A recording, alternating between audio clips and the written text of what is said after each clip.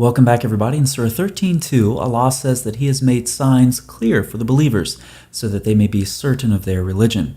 What sort of signs was the Quran referring its contemporaries to?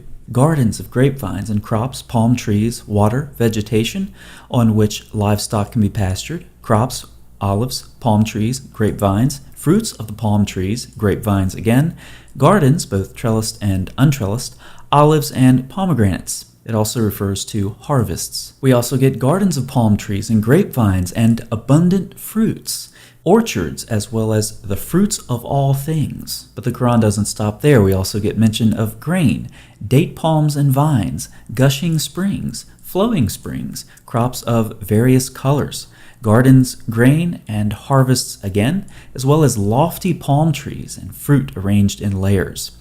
We also get fruit and palm trees down here and grain once again. Putting some of this together, we seem to be getting a description of some fruitful, high-yielding land. That's quite a list. Very few, if any, of these descriptions match modern-day Mecca or Medina. We know that Muslims in these areas pipe water in from the Red Sea through reverse osmosis machines, and that's primarily how they've gotten their water over the recent years.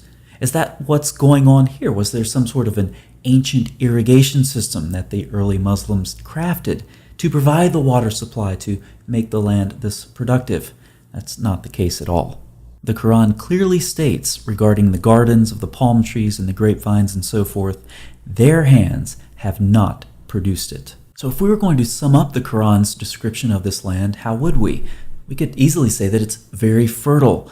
There are rivers and springs and crops of all kinds and all colors. But that's not what modern Muslims see in these areas.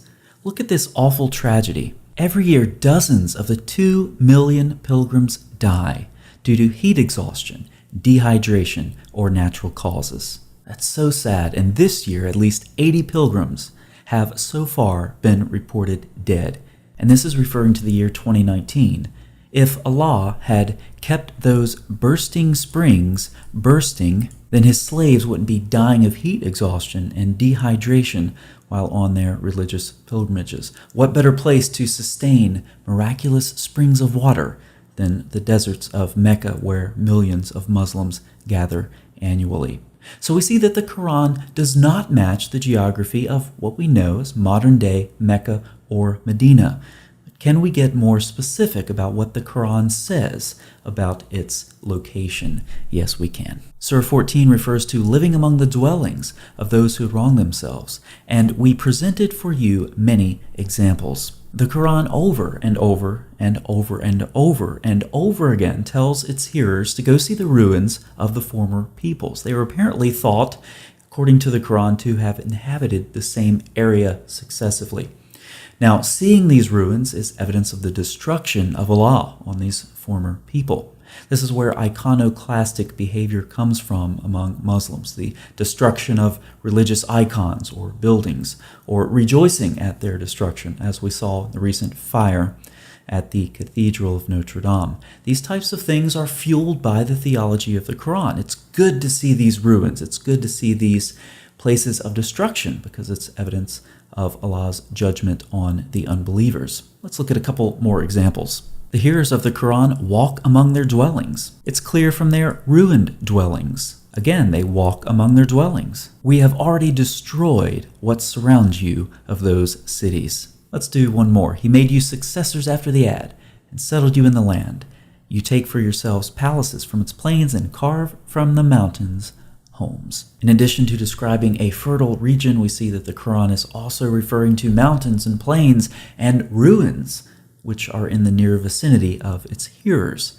Let's narrow things down a bit more. After discussing the well-known story of Lot and Sodom and Gomorrah, the Quran states, "And the people of Lot are not from you far away. Indeed, you pass by them in the morning and at night." So while some of the people and the cities that the Quran refers to are unknown, Lot and Sodom and Gomorrah are much more well known.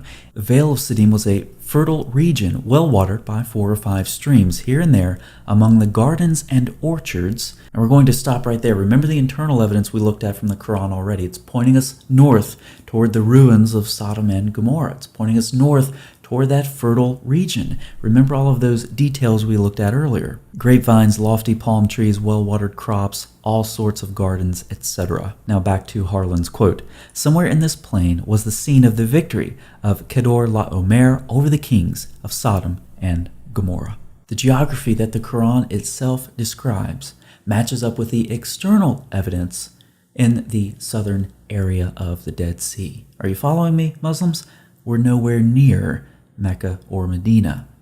Oh, by the way, what's one of the Arabic names for the Dead Sea? The Sea of Lot. What a coincidence. Now, things haven't changed much since the article we looked at earlier. In 1984, David Howard published on the same issue. He says the evidence taken together points most persuasively to a location southeast of the Dead Sea. Northern and southern locations have been proposed, but the evidence taken by itself speaks most clearly in favor of the southern hypothesis. Taking the external and internal evidence into account makes much more sense when we look again at verses like this from the Quran. You pass by the ruins in the morning, and at night the people of Lot are not from you far away.